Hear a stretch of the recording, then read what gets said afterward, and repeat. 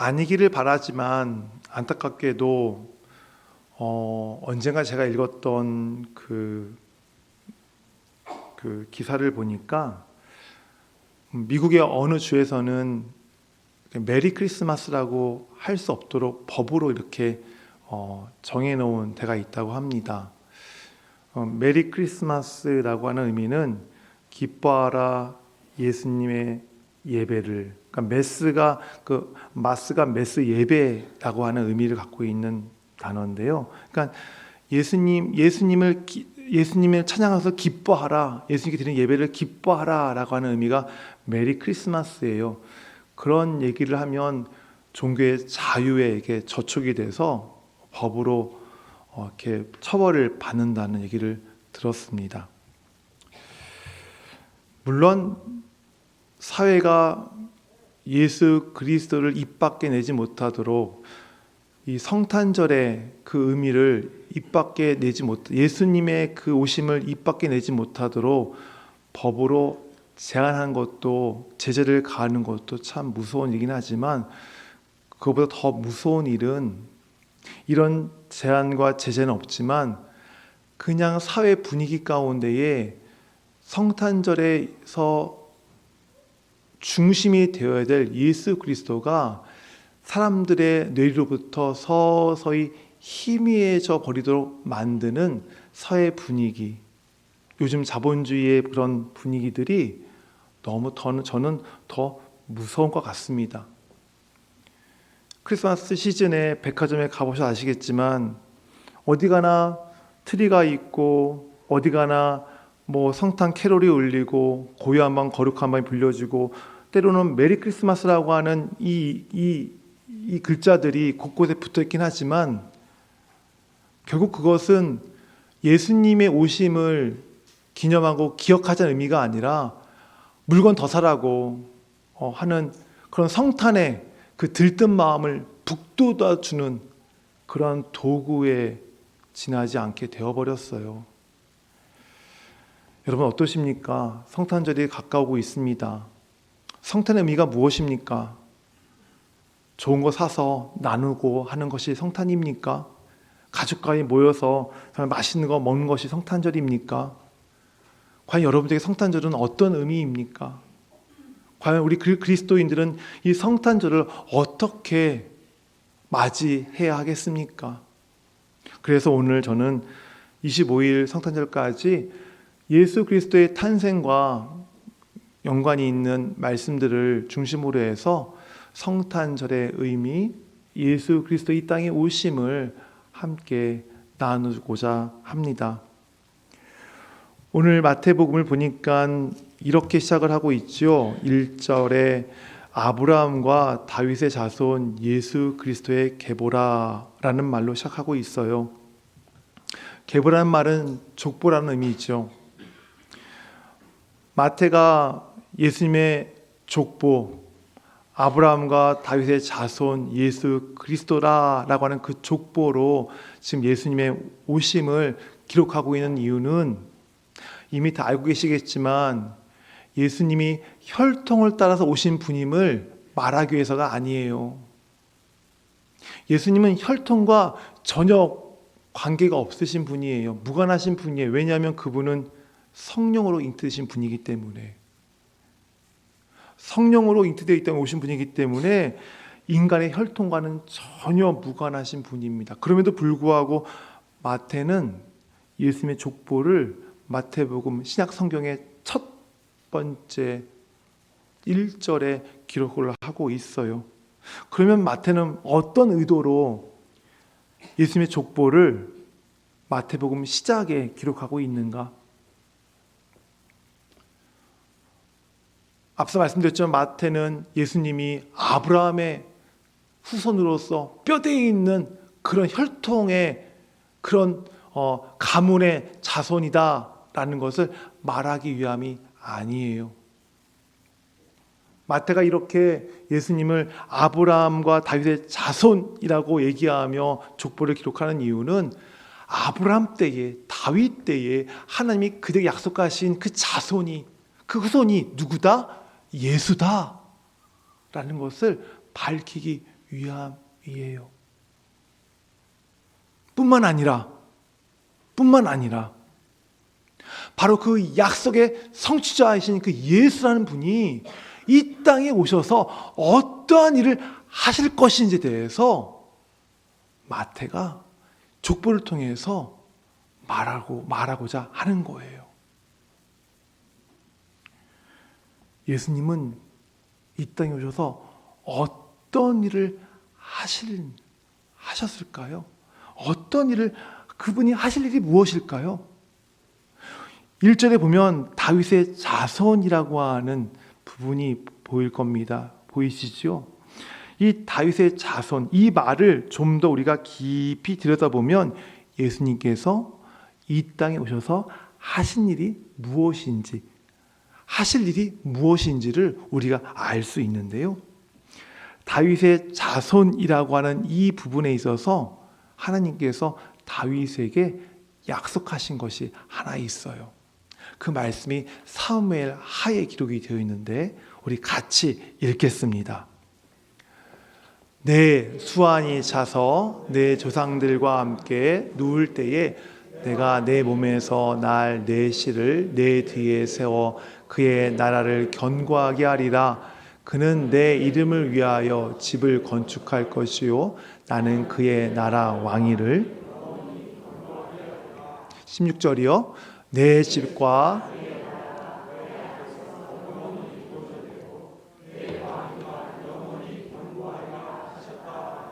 아멘. 이 말씀은 하나님께서 내 자손을 통해서 나라를 주시겠다라고 하는 말씀이에요. 다시 말해서 족보에 기록되어 있는 다윗의 자손, 예수님을 다윗의 자손이라고 부르는 것은 예수님을 통해서 새로운 나라가 이루어지게 될 것이다 라는 의미를 갖고 있는 것입니다. 따라서 새로운 나라를 세우시고 그 세우신 나라 안으로 자기 백성을 불러 모으실 그 일이 누가 하실 일이라고요? 이 땅에 오신 예수님께서 하실 일이었고 하신 일이세요. 그러면 예수님께서 이 땅에 세우실 그 나라는 어떤 모습일까요? 자기 백성을 불러들일 그 나라는 어떤 모습일까요? 그 모습을 방금 우리가 읽은 사무엘하 7장에 그 모습이 기록이 되어 있는데요. 이번에 읽으실 때에 반복되는 단어가 있어요. 그 단어를 한번 체크하면서 읽어보시기를 바랍니다. 우리 다시 읽을게요. 사무엘하여 내 수완이 차서 내 조상들과 함께 누울 때에 내가 내 몸에서 날 내 씨를 내 뒤에 세워 그의 나라를 견고하게 하리라. 그는 내 이름을 위하여 집을 건축할 것이요 나는 그의 나라 왕위를 영원히 견고하게 하리라. 16절이요 내 집과 내 나라가 내 앞에서 영원히 보존되고 내 왕위가 영원히 견고하리라 하셨다 하라. 아멘. 체크하셨어요? 어떤 단어가 계속 반복되고 있던가요? 견고하다. 또요. 또 하나 있어요. 나라도 또 그 전에 또 하나 있어요. 왕이 말고 영원히. 맞습니다. 영원히. 예, 정답입니다. 오늘 점심 맛있게 드십시오. 네, 영원히 견고하다라는 말이 계속 반복되고 있어요. 그러면 주님께서 이 세상에 오셔서 세우실 나라가 어떠한 모습의 나라라고요? 영원하고 견고한 나라. 영원하고 견고한 나라. 마태복음은 유대인을 대상으로 한 성경이에요. 이 성경을 유대인들이 읽을 때에 그의 나라가 견고하고 영원하다. 그 나라를 세우기 주께서 오셨다라 할 때 이 유대인들의 마음에 어떤 마음이 들까 상상해 보세요. 그들은 한번 나라가 완전히 멸망했던 그 역사를 갖고 있는 나라, 민족이에요. 또 그 당시에 로마로부터 지배를 받고 있는 식민지 상태에 있는 민족이에요.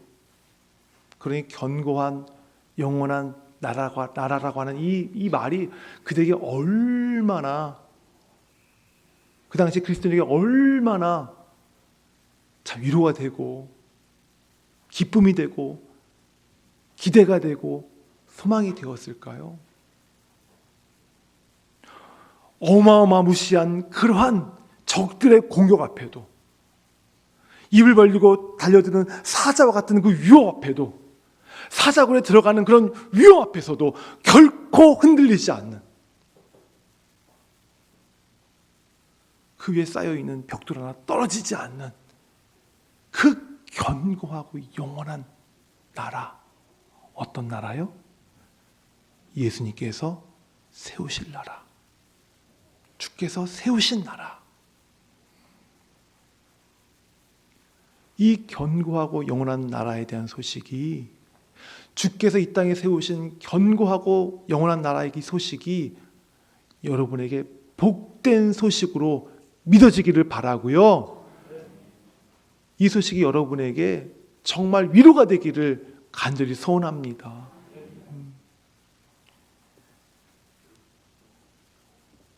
그러면 하나님께 세우실 이 견고하고 영원한 나라, 이 나라에 어떤 특징이 있을까를 말씀을 드리고 싶어요. 오늘 본문을 통해서 주께서 이 땅에 오셔 세우신 그 견고하고 영원한 나라는 어떤 특징이 있을까? 오늘 본문을 통해서 그 말씀을, 오늘 한 가지 말씀을 드릴게요. 예수님께 세우신 그 나라, 견고하고 영원한 그 나라는요, 은혜가 지배하는 나라예요. 은혜가 지배하는 나라예요. 어떻게 알 수 있냐고요? 오늘 본문에 보면 알 수 있어요. 본문에 보면 족보예요. 유대인들의 족보예요. 전통적 유대인들의 족보에는 맏아들이 족보의 이름이 올라오게 되어 있어요. 아버지의 상속의 대부분을 받는 제1순위이기 때문에. 그런데 오늘 족보에 이름이 올라올 수 없는 그런 사람들의 이름이 올라와 있어요. 2절에 보니까 누가 와 있어요? 야곱. 또 누구예요? 유다. 보이세요? 네. 그리고 6절에 누가 와 있어요? 다윗. 7절에 누가 나와 있어요? 솔로몬. 원래는 전통적인 유대인들의 족보에 의하면, 그 당시 고대 사회 족보의 그 원칙에 의하면 맏아들의 이름이 올라와야 돼요. 야곱 대신에 누가 와야 돼요? 에서가 올라와야 돼요. 유다 대신에 누가 올라와야 돼요? 유다의 형인 누구예요? 누구요? 루벤이 올라와야 돼요. 그런데 이 족보에 지금 맏아들이 아닌 차남이나 막내들의 이름이 올라와 있어요. 어떤 분은 막내들이 형보다 좀 나으니까 올라와 있나 보다라고 그렇게 생각하실 수 있겠지만 전혀 그렇지 않아요. 이들이 어떤 일을 너무 훌륭해서 이들 이름이 형 대신에 올라와 있는 것이 아니에요. 야곱은 형의 장자권이 탑이 나서 아버지 이삭과 그리고 자기 형 에서를 속인 거짓말쟁이에요. 사기꾼이에요. 유다 아시죠? 말하기도 민망하지만 자기는 몰랐다고 그러는데 모르는 가운데였어요. 그 가운데 몰랐지만 자기 며느리와 동침을 하지 않습니까? 창녀인 줄 알고. 그때도 지금도 마찬가지지요. 윤리적으로, 도덕적으로, 사회적으로 지탄받아야 마땅한 인물이에요. 다윗은 다른가요? 오늘 다윗에 대해서 너무나 적나라하게 족보가 얘기하고 있는 거 아세요? 6절에 보니까 이새는 다윗 왕을 낳으니라 라고 기록하고 있어요. 근데 이상한 점은 다윗에게만 왕이라는 칭호가 붙어요. 그 이후에도 솔로몬, 다른 왕들의 이름이 나와 있지만 다 이름만 있고 칭호는 붙지 않아요. 그러면서 이새는 다윗 왕을 낳으니라 라고 말하면서 그 뒤에 이어서 이렇게 얘기합니다. 다윗은 우리아의 아내에게서 솔로몬을 낳고. 우리는 솔로몬이 누구에게 낳은지 알아요. 누구예요? 밧세바예요. 그런데 이 족보는 다윗이 밧세바에게서 솔로몬을 낳고가 아니라 다윗이 우리아의 아내에게서 솔로몬을 낳고라고 기록하고 있어요. 무슨 의미일까요? 다윗 왕, 정말 전무후무한 선왕이 없고 정말 존경받는 왕이지만 그가 범죄했다. 남의 남자, 다른 남자의 아내인 여자를 취해서 그와 간음을 저질렀던 인물이다.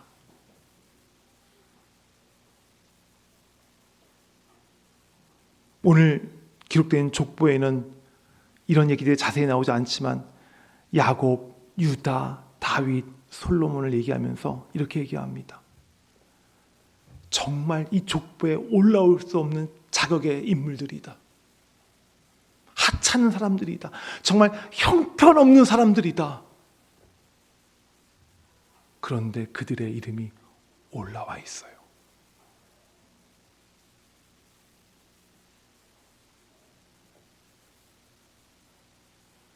자격조차 말할 수 없는 사람들이지만 정말 보잘것없는 존재들이고 정말 부끄러움과 수치로 점철되는 인생을 갖고 있는 그러한 사람들이지만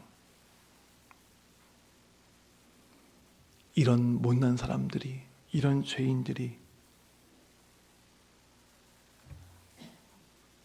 이 땅에 오신 예수 그리스도의 나라에 은혜로 들어갔음을 말하고 있는 거예요. 은혜로. 자격이 아니라 은혜로. 신분이 아니라 은혜로.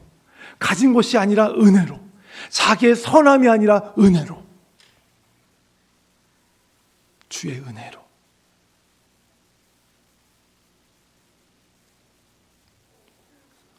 만약에 하나님께서 하나님의 나라에 자격을 갖춘 자들만 들어가게 하셨다면 과연 그 나라에 우리 중 누가 들어갈 수 있을까요? 우리가 어떤 존재예요?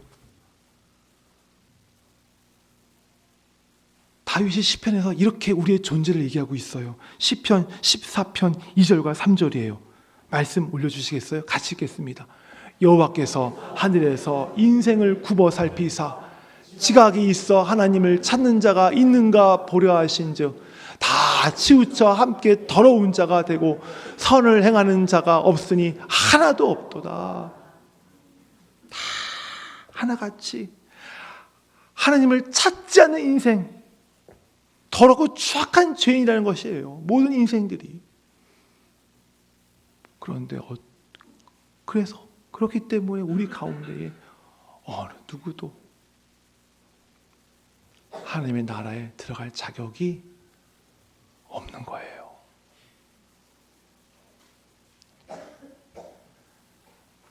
그런데 오늘 본문은 예수님의 족보는 아무런 자격이 없는 자들의 이름을 그 예수님의 족보에 올리심으로써 저런 쓸모없는 자들도 하나님의 나라에 은혜로 들어갈 수 있다라고 우리에게 말씀하고 계세요. 여러분, 이 소식만큼 여러분에게 기쁜 소식이 어디 있습니까? 이 소식만큼 여러분에게 복된 소식이 어디 있습니까? 정말 이 소식이 여러분에게 가장 기쁜 소식이 되기를 바랍니다. 어떤 소식보다도 여러분의 그 마음을 정말 기쁨으로 충만케 하는 그런 복된 소식이 되어지기를 소원합니다.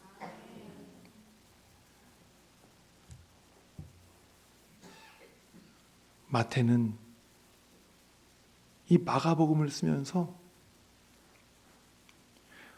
아무런 자격이 없는 자가 은혜로 말미암아 예수께서 세우신 그 나라에 들어갈 수 있다는 사실을 너무 기뻐하고 너무너무 감사했었던 것 같아요.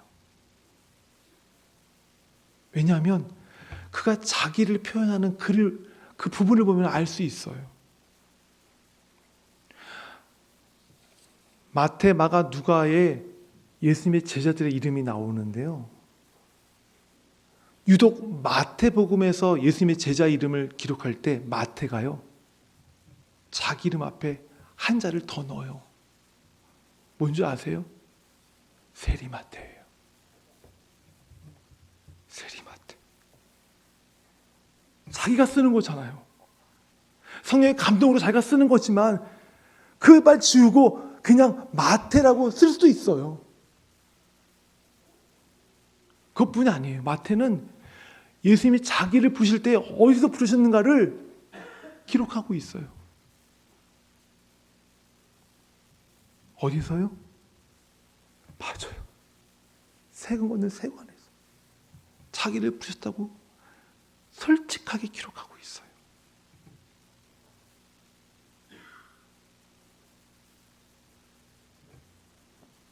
자기처럼 자격 없는 자들이 주의 은혜로 말미암아 그의 나라에 들어갈 수 있다는 사실을 알게 된 마태. 자기 이름 앞에 세리라고 하는 정말 부끄러운 단어가 붙을지라도, 자기가 어디서 부름받았는지 그 장소가 밝히기 너무 부끄러운 장소지만 그는 떳떳하게 담담하게 얘기하고 있어요. 왜요? 자기와 같은 자격 없는 자를 부르지 않으면 은혜가 너무 감사해서, 그 은혜가 너무너무 좋아서, 자기 같은 세리를 부르신 예수님이 너무 좋아서 자기 이름 앞에 세리 마태, 내가 이런 데서 일하다가 주님께 부름을 받았다 라고 기록하고 있어요. 명색이 예수님의 제자임에도 불구하고, 사도임에도 불구하고,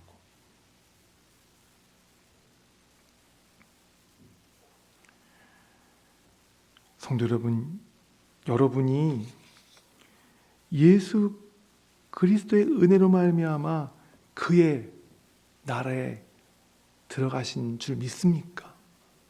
믿습니까? 믿는다면, 그 사실 여러분이 진정으로 믿는다면 마태처럼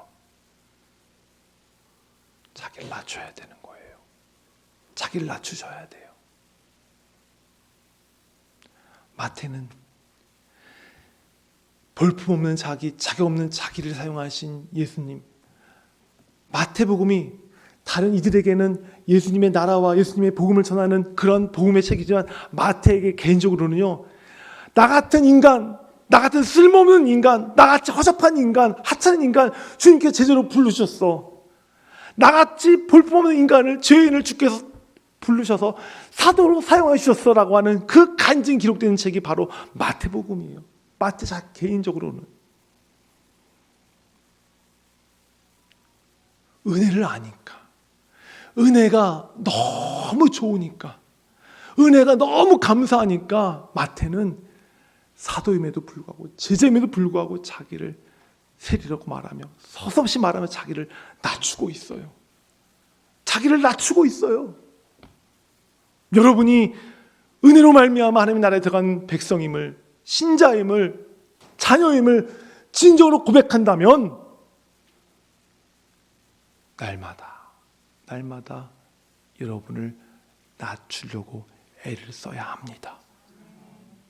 그러면서 나는 낮추고 나에게 은혜를 주신 하나님을 높이는 감사와 찬양을 올려드려야 합니다.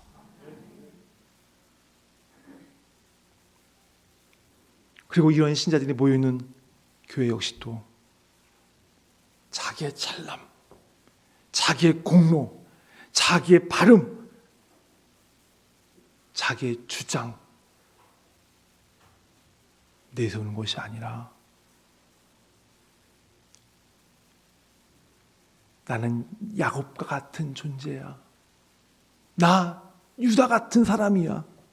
나 다윗과 다를 바 없는 인간이야. 를 고백하면서 그러한 자격이 없고 쓸모없는 나를 하나님의 나라로 불러주신 것을 함께 감사하고 찬양하고 기뻐하는 공동체가 되어야 하는 것입니다. 세상에 예수님이 오셨어요. 세상에 오신 예수께서는 견고하고 영원한 나라를 세우셨습니다. 그리고 이 나라에 은혜로 말미암아 죄인 우리가 들어갈 수 있게 해 주셨습니다. 우리 모두 예수님의 은혜 받은 자이기에 이제는 낮아지기를 애쓰시기를 바랍니다.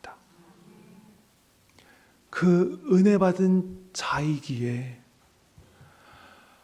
성난 얼굴을 이제 펴시기를 바랍니다.